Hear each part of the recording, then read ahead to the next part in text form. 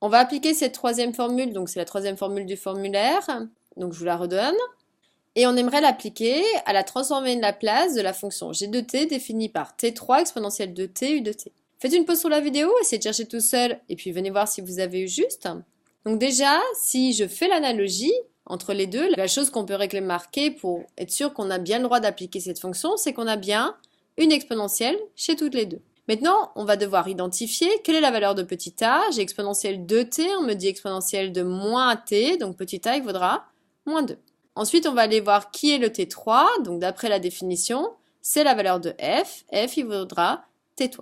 Alors, ce qu'il ne faut pas oublier, c'est que f, c'est une fonction causale, donc c'est t3 u de t.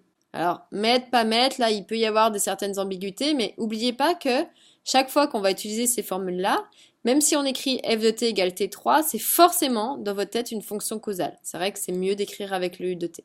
Maintenant, on va pouvoir appliquer cette formule puisque on connaît f et petit a. Donc, si on la remplace, ça veut dire qu'on va avoir grand f de p plus a, mais on avait vu qu'on connaissait petit a, donc ça va faire grand f de p moins 2.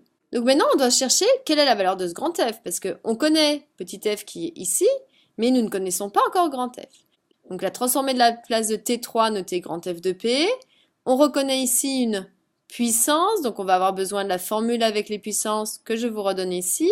Et donc on a besoin d'identifier la valeur de petit n.